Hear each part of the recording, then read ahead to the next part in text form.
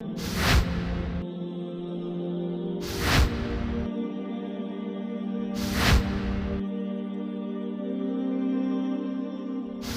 شاہ صاحب رحمتullah علیہ کی عمر 4.5 برس کی ہوئی تو آپ نے اپنے والد محترم معظم شاہ صاحب سے قرآن کریم کی تعلیم حاصل کرنا شروع کی۔ 2.5 سال میں کلام پاک ہی نہیں بلکہ فارسی کی کئی کتب بھی ختم کر لی۔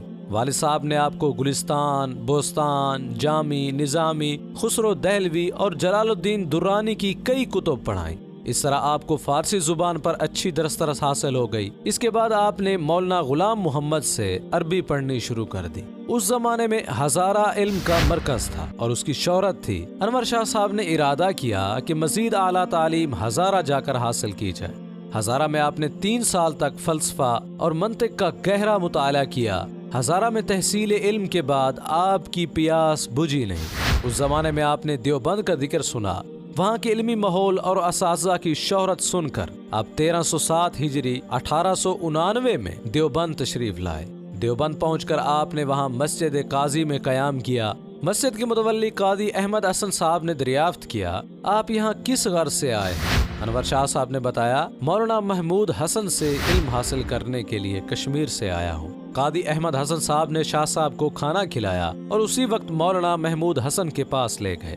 دیوبند کے مدرسے میں اس وقت تک کوئی کھانے کا انتظام نہ تھا اور نہ ہی کوئی زیادہ طلباء کی رہائش کا بندوبست تھا، لیکن آپ نے وہیں پر گزارا کیا۔ پھر آپ پٹھان پور کی جامع مسجد کے ایک حجرے میں منتقل ہو گئے، جہاں آپ نے خاصے عرصے تک امامت کی، مسجد کی دیگر خدمات بھی انجام دی اور اصول علم کا سلسلہ بھی جاری رکھا۔ انور شاہ صاحب 1311 یا 12 میں یعنی 1893 یا 94 میں صحیح بخاری، جامع ترمذی، جلالین شریف، ہدایہ جلد اول، قاضی مبارک، 1313 ہجری 1895 میں ابو داؤد مسلم، بیزادی، تصریح، شرح، سدرہ، موطا امام مالک، موطا امام محمد، سنن نسائی، سنن ابن ماجہ، شمس بازغہ اور طب میں نفیس پڑھی۔ اس سے اندازہ لگایا جا سکتا ہے کہ آپ نے اس مختصر مدت میں علم حدیث کے کتنے بڑے ذخیرے سے استفادہ فرمایا۔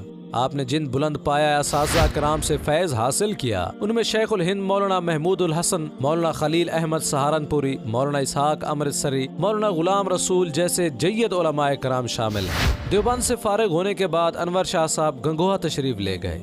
مولانا رشید احمد گنگوہی سے علم حدیث کے علاوہ باطنی فیض بھی پایا۔ انور شاہ صاحب اپنے رفیق مولانا مشیت اللہ کے پاس بجنور میں مقیم تھے کہ مولوی امین الدین دہلوی صاحب بجنور تشریف لائے۔ وہ دہلی میں ایک مدرسہ قائم کرنا چاہتے تھے۔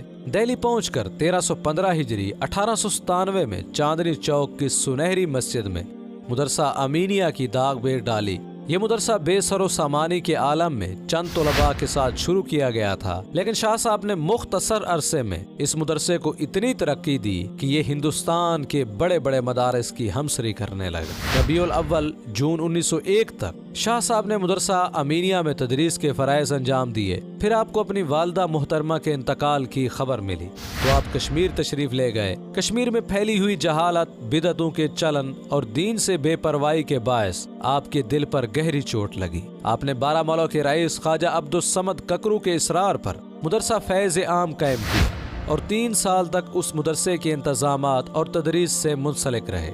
انور شاہ صاحب کے دل میں حرمین شریفین کی زیارت کی آرزو مچل رہی تھی۔ 1323 ہجری 1905 میں آپ نے حج بیت اللہ کا ارادہ کیا اور سرزمین حجاز کا سفر فرمایا۔ حج کے فریضے سے فارغ ہونے کے بعد آپ نے طرابلس، بصرہ، شام اور مصر کا بھی سفر کیا اور وہاں کے بڑے بڑے علماء کرام سے ملاقاتیں کی۔ شیخ حسینی طرابلسی آپ کے علم سے بہت متاثر ہوئے۔ آپ 1908 تک مدرسہ فیض عام سے وابستہ رہے۔ پھر آپ دیوبند تشریف لے گئے۔ دیوبند میں شیخ الہند مولانا محمود حسن نے اپنے لائق شاگرد انور شاہ کو حکم دیا کہ آپ یہیں قیام فرمائیں اور طلباء کو اپنے علم سے فیض پہنچائیں۔ آپ دیوبند ہی میں ٹھہر گئے اور صحیح مسلم، سنن نسائی اور سنن ابن ماجہ کا درس دینے لگے۔ اسی دور میں دیوبند کے علماء کو یہ اندیشہ ہوا کہ مولانا انور شاہ دیوبند سے بھی چلے جائیں گے، چنانچہ آپ کے رفقا نے اب یہ دباؤ ڈالنا شروع کیا کہ آپ شادی فرما لیں۔ اس وقت تک شاہ صاحب اپنی علمی مصروفیات کی وجہ سے خود ہی ازدواجی زندگی سے کنارہ کش رہے تھے۔ آخر گنگو ضلع سہارنپور کے ایک معزز گھرانے میں آپ کا رشتہ طے ہو گیا۔ 1908 میں آپ کا نکاح میمونہ خاتون سے ہو گیا۔ उस वक़्त आपकी उम्र 33 बरस थी। नाज़रीन, ये ज़माना बर्रे सगीर और आलम इस्लाम में नित नई सियासी तब्दीलियों के एतबार से बहुत अहम था। तराबलुस और बल्कान की जंगों में तुर्की को भारी नुकसान उठाना पड़ा था। तराबलुस पर इटली ने कब्जा कर लिया था और बगावत की वजह से तुर्की बल्कान की रियासतों से दस्तबरदार हो गया था। उसी जमाने में जंग अजीम अव्वल छिड़ गई। इन हालात में शेखुल हिंद मौलाना महमूद हसन ने फैसला किया कि बर्रे सगीर से अंग्रेजों को निकालने के लिए एक तहरीक चलाना बहुत जरूरी है। इसके बगैर दीगर मुस्लिम मुल्कों पर अंग्रेज के तसल्लुत से निजात हासिल नहीं की जा सकती। मौलाना महमूद हसन ने तहरीक का आगाज किया।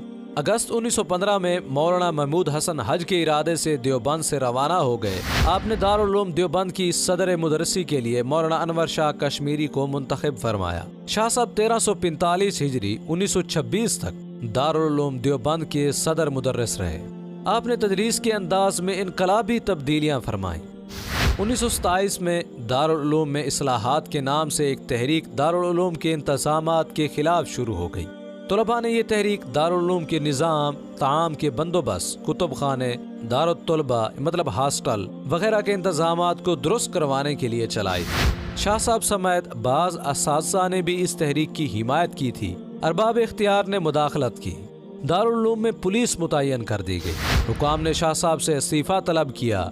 शाह साहब के साथ मुफ्ती अजीजुर रहमान, मौलाना शबीर अहमद उस्मानी, मौलाना हिफ्जुर रहमान, मुफ्ती अतीकुर रहमान उस्मानी और मौलाना इदरीस ने भी अपना अपना एहतजाजी इस्तीफ़ा पेश कर दिया। ये इस्तीफ़ा रजब 1347 हिजरी दिसंबर 1928 में दिए गए। मौलाना अनवर शाह साहब के इस्तीफ़े पर अल्लामा इकबाल ने अपने तासुरात का इजहार यूं किया, मैं शाह साहब के इस्तीफ़े पर बहुत खुश हुआ हूँ। दारुल उलूम को सदर मुदर्रिस और मिल जाएंगे, लेकिन इस्लाम के लिए अब जो काम मैं शाह साहब से लेना चाहता हूँ वो कोई दूसरा अंजाम नहीं दे सकता।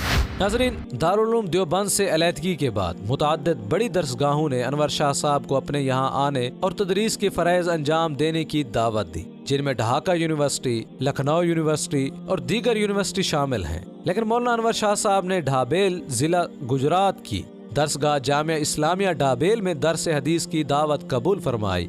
शाह साहब के साथ दीगर कई उलमा भी डाबेल चले गए और साथ में 657 तलबा भी साथ थे।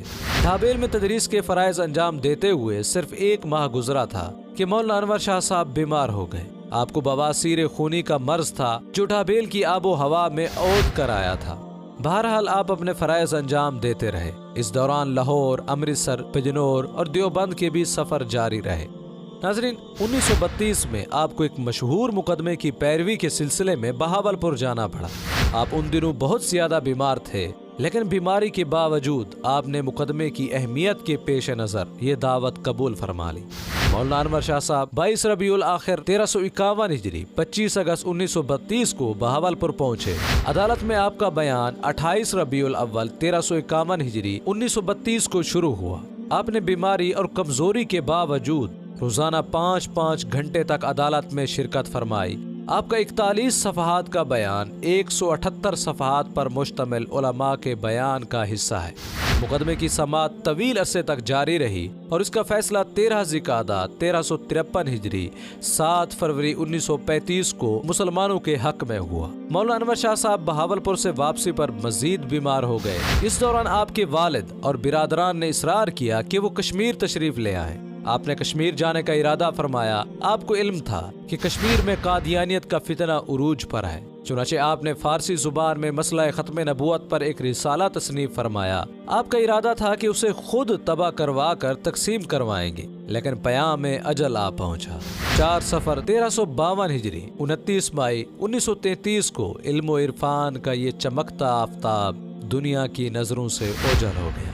आपकी वफात की खबर तमाम इल्मी हलकों के लिए बहुत बड़ा सदमा थी। मुहद्दिस मौलाना मियां असगर हुसैन ने नमाज जनाजा पढ़ाई।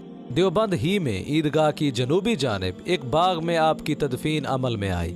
ये जगह शाह साहब को पसंद थी और आपने यही दफन होने की ख्वाहिश जाहिर फरमाई थी। शाह साहब की बेवा ने अपना एक तलाई जेवर फिरोख्त करके उसी दिन जमीन का ये टुकड़ा खरीद लिया था। जिस रोज शाह साहब की वफात हुई, मौलाना शबीर अहमद उस्मानी ने जलसे से खिताब करते हुए कहा, शाह साहब की वफात से तलबा ही नहीं बल्कि पढ़ाने वाले भी यतीम हो गए। लाहौर के एक जलसे में अल्लामा इकबाल रहमतुल्लाह अलैह ने तकरीर करते हुए कहा, اسلام کی آخری 500 سالہ تاریخ مولانا انور شاہ کشمیری رحمۃ اللہ علیہ کی نظیر پیش کرنے سے قاصر ہے۔ میں نے جدید فقہ کی تدوین کے لیے ان کا انتخاب فرمایا تھا۔ اس موضوع پر ان سے گفتگو بھی رہی۔ جس طرز فقہ کی تدوین میرے پیش نظر تھی اس کے لیے ان سے مناسب شخصیت عالم اسلام میں کوئی نہ تھی۔ دیوبند سے ان کی علیحدگی کے بعد میں نے ان کے سامنے لاہور میں قیام کی تجویز رکھی تھی، جسے انہوں نے قبول بھی فرما لیا تھا، لیکن اہل گجرات کے اصرار پر آپ ڈھابیل تشریف لے گئے اور وقت کی سب سے بڑی ضرورت کی تکمیل بدقسمتی سے نہ ہو سکی۔ مولانا انور شاہ صاحب کے لواحقین میں ایک بیوہ، 3 لڑکے اور 2 لڑکیاں شامل تھیں۔ شاہ صاحب کے بیٹوں کے نام وزیر شاہ، اکبر شاہ، انظر شاہ اور 2 صاحبزادیاں تھیں۔ مولانا انظر شاہ صاحب دیوبند کے دارالعلوم جدید میں شیخ الحدیث کی حیثیت سے فرائض انجام دیتے رہے ہیں۔ مولانا انور شاہ صاحب سادگی پسند انسان تھے، صاف کپڑے زیب تن فرماتے تھے، سبزی ترکاری پسند تھی، تاہم پرندوں کے گوشت اور پھلوں کے رس سے بھی رغبت تھی۔ خربوزے بھی آپ کو پسند تھے۔ کبھی کبھار فرماتے، مجھے کچھ نہیں چاہیے، صرف 2 پیالیاں کشمیری چائے کی، 2 بسکٹ، 1 تلوار اور 1 گھوڑا۔ دعا کرتے ہیں کہ اللہ تعالیٰ شاہ صاحب کے درجات کو بلند فرمائے اور امت مسلمہ کو ان کی نیک نقش قدم پر چلنے کی توفیق عطا فرمائے۔ اس ویڈیو کے بارے میں کمنٹ سیکشن میں اپنی رائے کا اظہار ضرور کریں۔ امید کرتے ہیں کہ یہ ویڈیو آپ کے علم میں اضافے کا سبب بنی ہو۔ اگر یہ ویڈیو آپ کو اچھی لگی تو اسے لائک کریں اور شیئر بھی کر دیں۔ ملتے ہیں ایک نئے ویڈیو کے ساتھ، تب تک کے لیے اجازت دیں۔ السلام علیکم ورحمۃ اللہ وبرکاتہ۔